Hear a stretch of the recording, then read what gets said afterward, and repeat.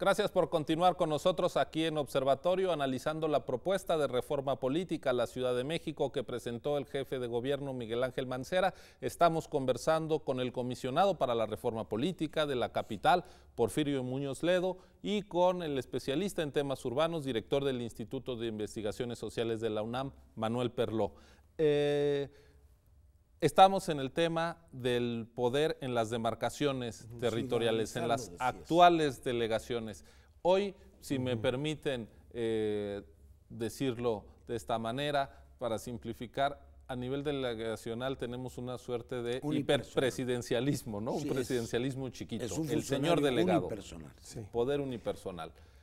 Yo creo que habría contrapesos, una especie de órgano colegiado que estaría haciendo tareas de fiscalización, de control. Bueno, tenemos una doble, digamos, reforma política al interior del Distrito Federal, que a mí me parece un tema crucial, Porfirio. Así es. Por un lado, una redistribución de poder entre el jefe de gobierno y las delegaciones, que es muy necesaria, porque hoy día las delegaciones, a pesar de que se elige a los delegados. Son órganos desconcentrados. Desconcentrados sin personalidad jurídica y sin patrimonio propio. El presupuesto, por ejemplo, de una delegación depende hasta en sus más mínimos detalles del gobierno central. Si necesitan hacer contratos por honorarios, pagar escobas o lo que sea, tiene que ser todo a través de la oficialía mayor, y hemos visto absurdos increíbles de que de repente las delegaciones no pueden pagar los recursos que ya tienen asignados, no los pueden ejercer porque no se les aprueba administrativamente. Entonces, estar en una delegación, y yo creo que un delegado nos puede platicar mucho sobre estos temas, es una situación muy compleja porque tienen todo el peso de las demandas sociales, de las demandas políticas, de las demandas urbanas, pero al mismo tiempo no tienen las atribuciones, no tienen los recursos ni las capacidades administrativas. Entonces, necesitamos dotar a las delegaciones de mayores atribuciones. Eso es indiscutible y eso le restaría también cierto poder, cierto presupuesto al jefe de gobierno. Con la aclaración de que no serían las actuales, habría más. Posiblemente serían, alguien habla no de... 16, sino... Serían más. Serían 25, Unos 30, hablan de 20, otros de 22, otros de 24. Exactamente. Si una delegación como Iztapalapa, que tiene 1.820.000 habitantes, pues tendría que dividirse. Tlalpan, Gustavo Amadero, las delegaciones más grandes, ¿verdad? Y decías, hay dos sentidos de la reforma. Uno, redistribuir hacia las delegaciones desde el jefe de gobierno, y otro hacia el interior de las delegaciones, sí, porque... Que ese es el proceso de democratización. Claro. Hoy día los habitantes de las delegaciones no tienen un sistema de contrapeso para los delegados. Entonces los delegados, no obstante todas las limitaciones que tienen, son pues los amos de la delegación y no hay ningún poder, digamos, que haga ese contrapeso. Y además con mucha opacidad, malas prácticas administrativas. Hay de todo, ¿verdad? Hay funcionarios, digamos, delegados que han hecho muy buena labor, pero otros han hecho una labor terrible, y esto lo vemos incluso en las manifestaciones públicas, lo vemos en las protestas. Yo pienso que la idea de crear un contrapeso que puede ser o un cabildo o un consejo ciudadano, pero que sea electo también en las delegaciones. Y que haya pluralismo político. Claro, que estén representadas todas las fuerzas, ¿no? Porque la ciudad es muy plural, a pesar, digamos, de que hay una fuerza en los últimos 15 años que ha dominado, la verdad es que es una ciudad plural y que puede cambiar en el futuro.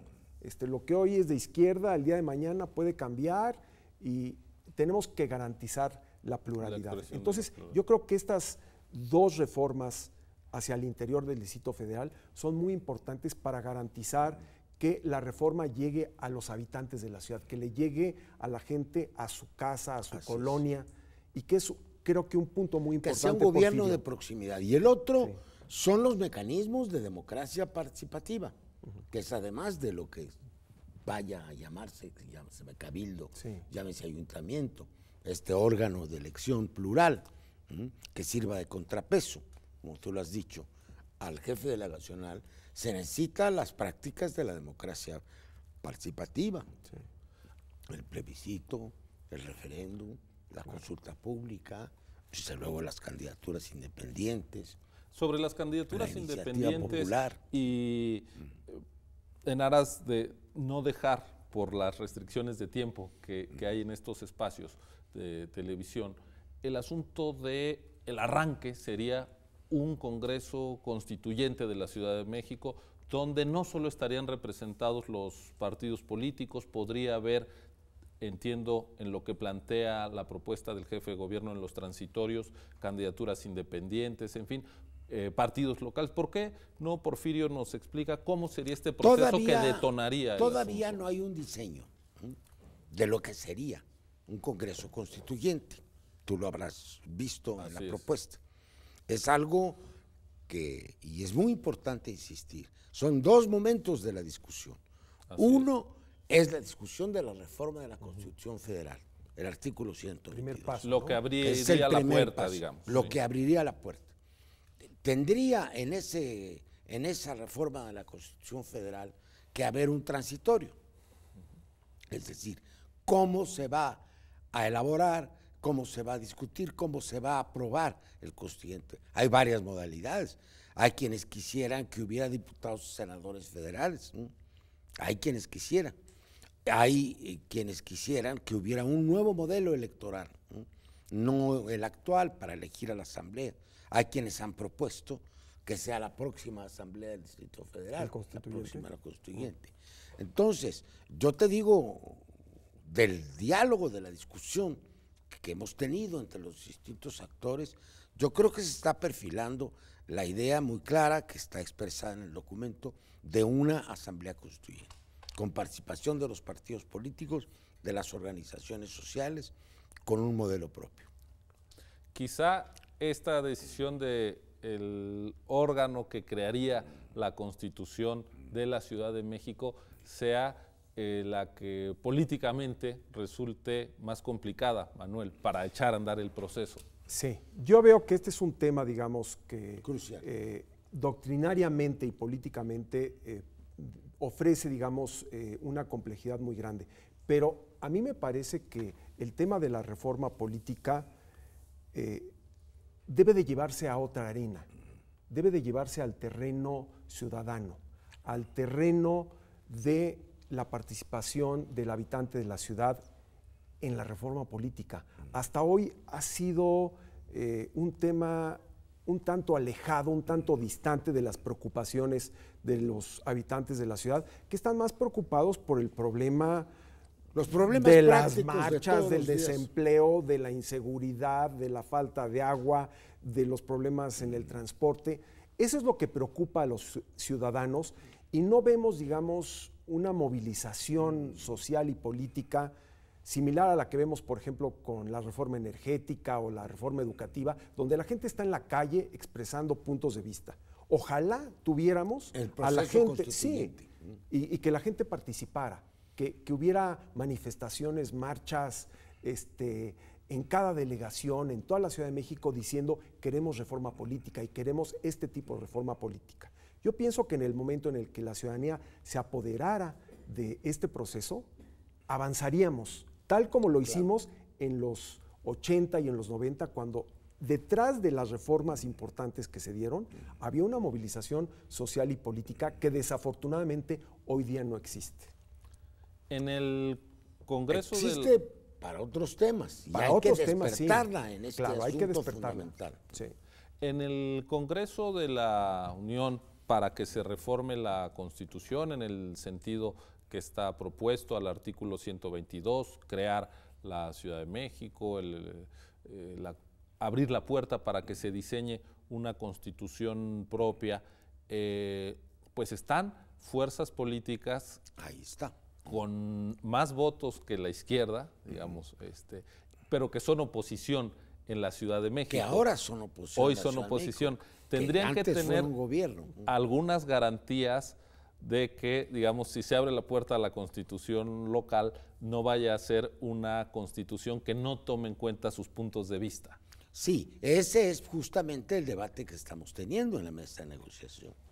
Tú te estás refiriendo al proyecto del doctor Mancera, que estamos poniendo y que hemos puesto en la mesa de discusión.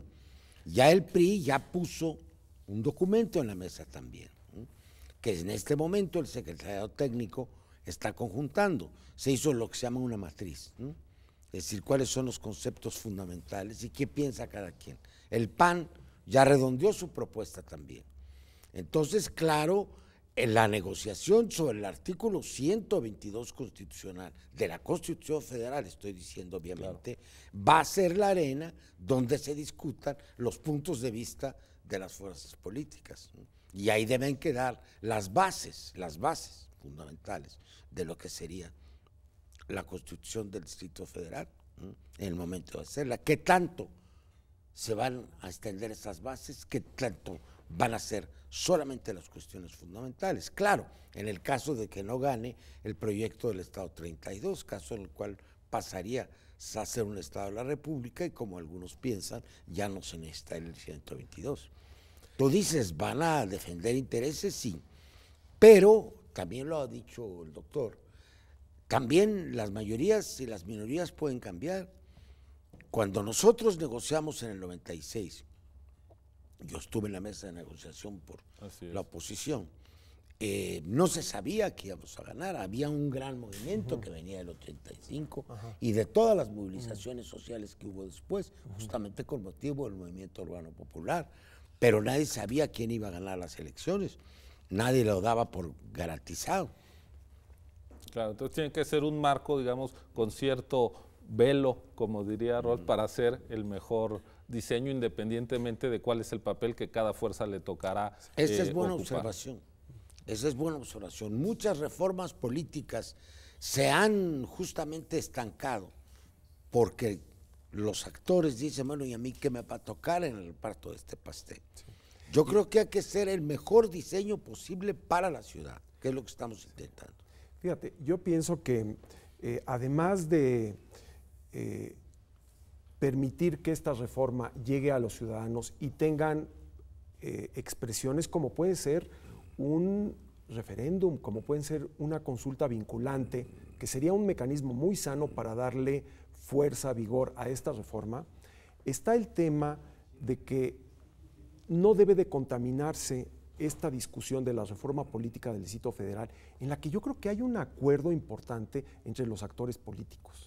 Sí lo hay. Sí lo hay. Yo creo que todos están a favor de la reforma, con distintos matices, posiciones, pero yo creo que hay un gran acuerdo. El tema es que no se vaya a contaminar esta reforma con los otros procesos políticos que están teniendo lugar en este momento, específicamente la reforma energética y la reforma educativa. Es decir, que no se convierta en una moneda de cambio. Exacto. Eso sería terrible.